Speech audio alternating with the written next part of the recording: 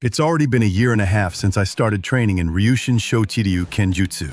I earned my first kyu right away at my first grading, and as I continued to train steadily, I was gaining confidence that I, too, was improving little by little. But then, Sensei, who had traveled a long way to be here, identified the biggest problem with my Kenjutsu just 5 minutes into our private lesson.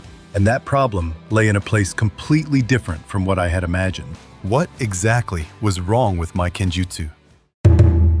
In the kamae stance, my left-hand grip was loose, leaving me without the strength to parry the katana. In Jodan no kamae, my shoulders would rise, causing my elbows to splay outward.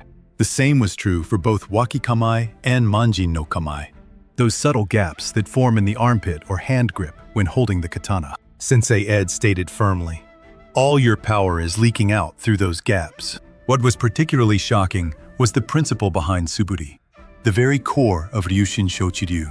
I had thought I had to exert the greatest force at the moment of the cut. The moment of the cut is not 100. The moment the katana begins its motion is 100, and the force must gradually decrease. Just as an arrow is propelled with the greatest force the moment the bowstring is released. I was still relying solely on the strength of my shoulders and arms, unable to channel the power from my torso to the tip of the katana. In addition, I repeatedly received feedback on my fundamentals and made corrections. Even drawing and sheathing the katana must be controlled by torso recoil, not arm speed. Do not release your grip on the saya until the blade is fully sheathed. Do not skip the 4th stage of inyo.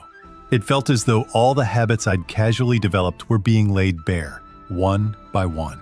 Once I filled the gaps in my fundamentals, the true principles began to emerge even in the next stage, kata.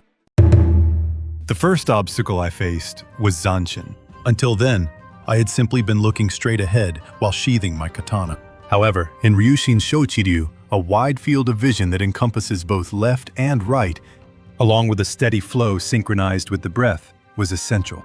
I also learned how to maximize the speed of technique transitions.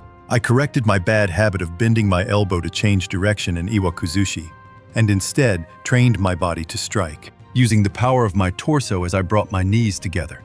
In particular, I also mastered how to shorten the transition movements to strike even faster. From the batto that produces the piercing sound of inazuma, to the sensation of maintaining the katana's parallel alignment in tate, and even the training in dogiri to lower my lower body to the absolute limit in order to strike at knee. Height, the kata I had been practicing for a year and a half, began to take on a completely new vitality.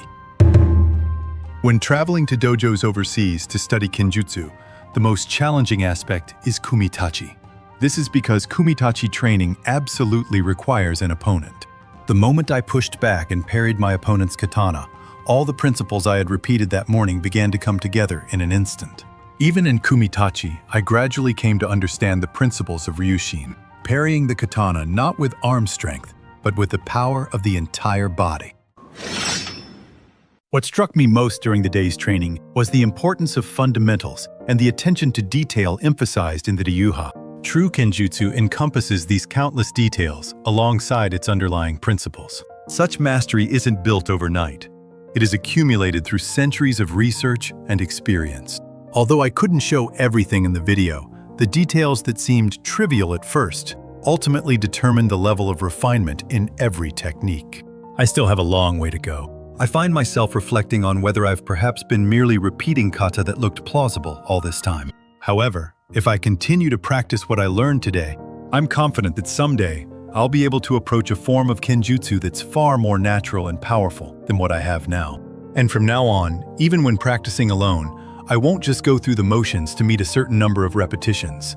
I intend to internalize the principles I learned today, one by one.